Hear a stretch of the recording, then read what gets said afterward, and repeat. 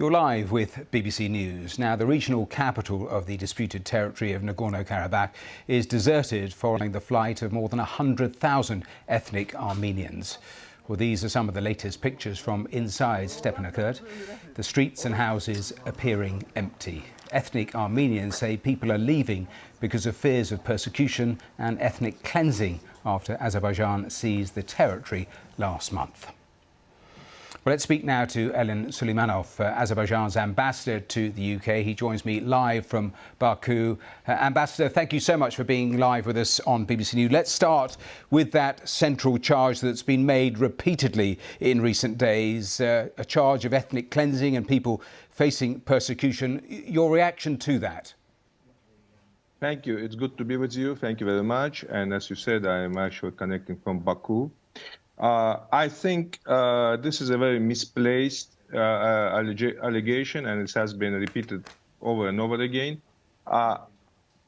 Azerbaijan has clearly and repeatedly offered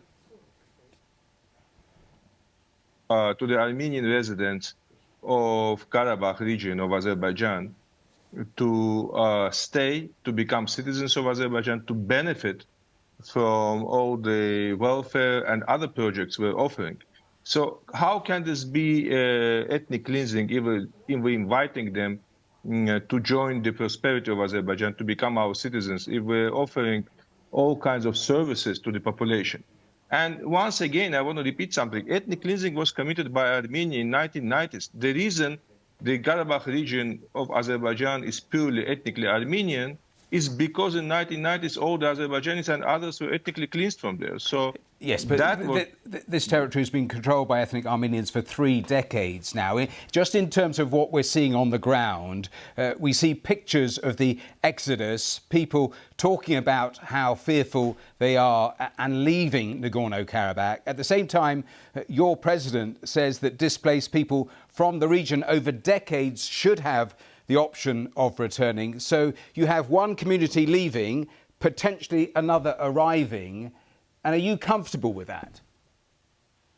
Am I comfortable with the internally displaced people after 30 years coming to their homes they were forcefully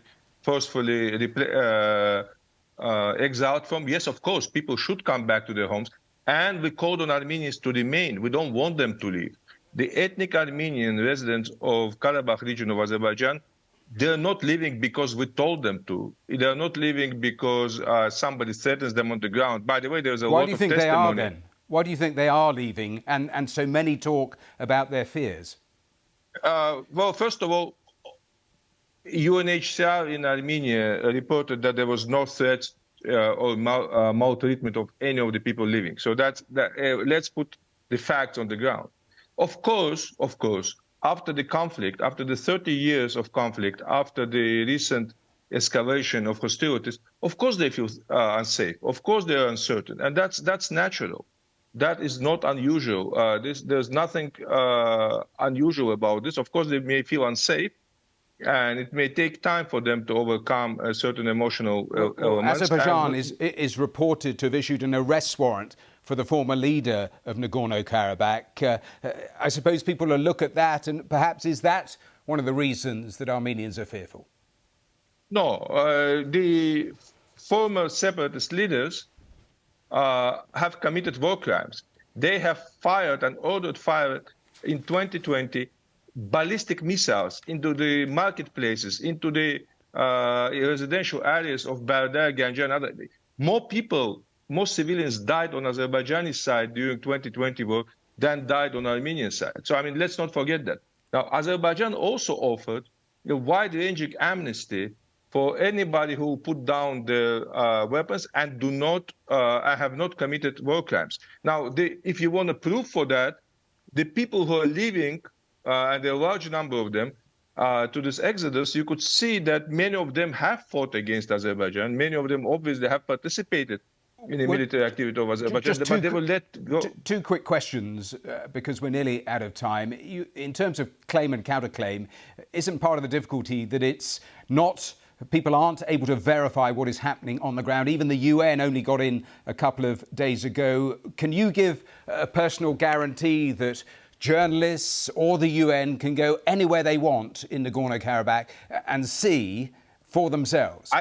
UN, the United Nations, and ICRC, International Committee of the Red Cross, are on the ground. They're watching the situation. They're assessing it. With journalists as well, but we have to understand it's a very unsafe area.